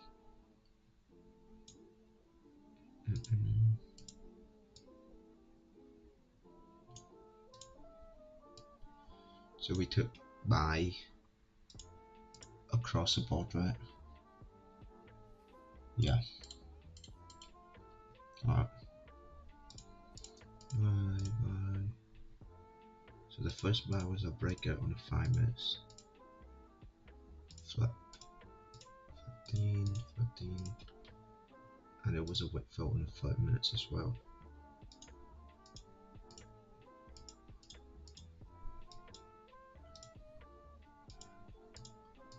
Wick fill on the 5 minutes. So 1.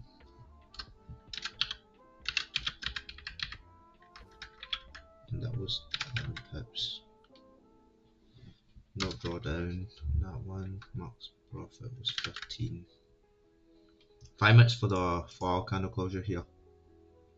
Are you trading ICT? No, I don't. I don't even know what our ICT concept is. I'm not familiar with ICT concept. I don't trade ICT. No, I don't. Not saying that it doesn't work or anything. It's just not what I do in terms of trading. But you're probably familiar yourself. Like the reason, the fact that you asked, you probably trade ICT. I'm assuming, and you look for like look for other people to trade the similar thing. But no, I don't trade. I don't trade ICT. No. Except reasoning on that one was wick break the high and no wick on the 5 as well. 4 minutes on the closure here.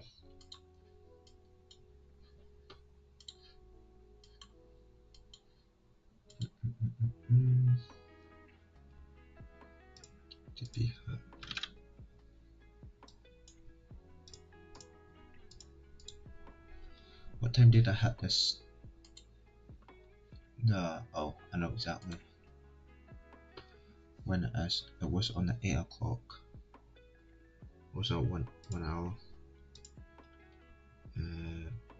Break current high.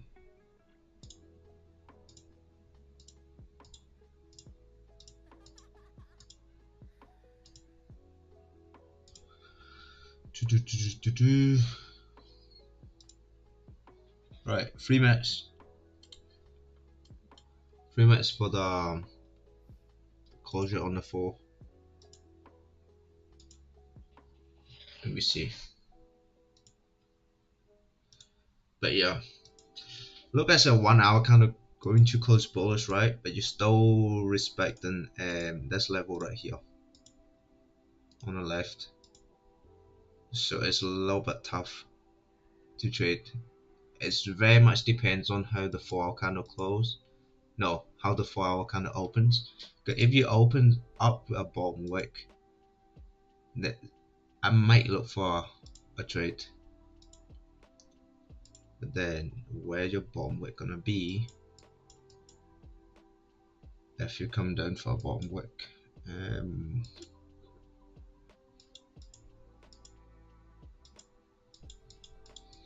Let's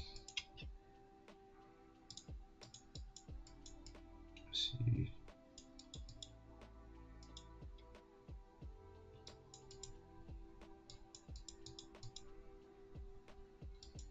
But 25, 21. Like if you still close above 25, 21 here, that bottom wick coming down here, and then our vantage point is a flip.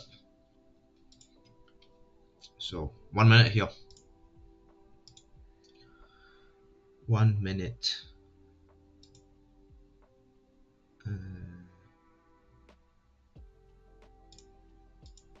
Liquidity on the 15. No, on the 15.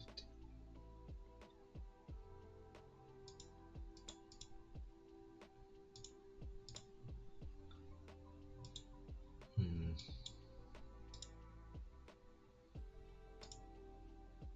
20 seconds here. Let's see how it opens. Let's see.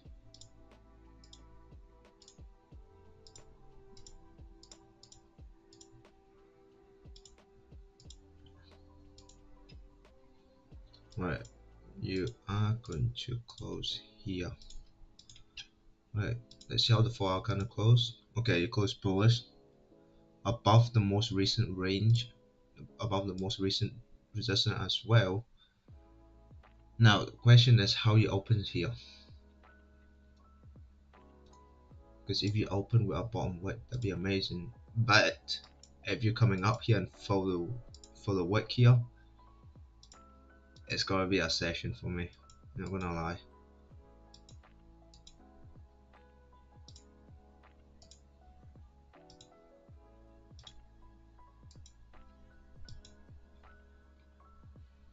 Yeah, if you can come down towards these level right here, because I'm looking left, right? Every time you come down, you tap here. These are level you bounce off of. Not even looking at 1 hour as well. Look, This is the level you bounced off of previously. Right here as well. Look at the rejection, but the fact that if you open up with a top wick, it's a little bit tough for us to look for a trade. So I really want to see you come down first.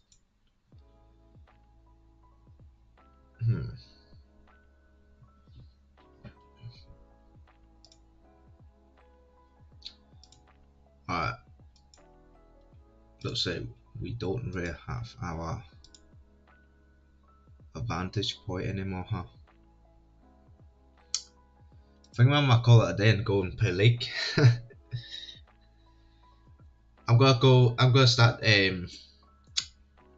start to stream League content as well in the near future, and we'll see how it goes. But I would imagine League content would get a little bit more entertaining than this because training is boring. It's so boring, bro. Like waiting for the candle, you don't really do much. Whereas league content and gaming and stuff like that is more entertaining. Let's see here.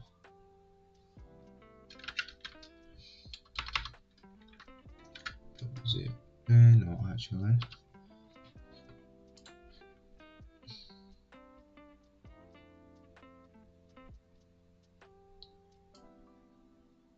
Right, 4. We picked 6 pips there. No, we're gonna 5.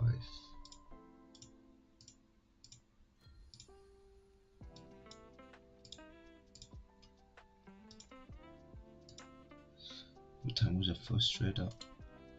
7:55. Okay, second trade is 8:01 and 8:45.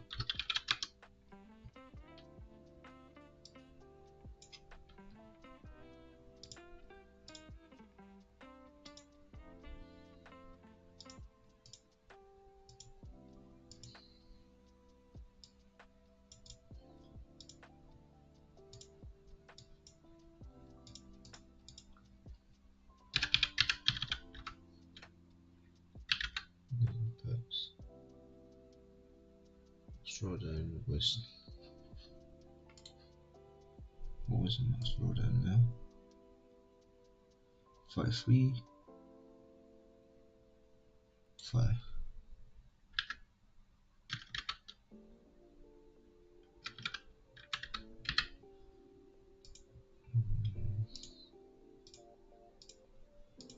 TP has 5 packs. Not bad. Not bad at all.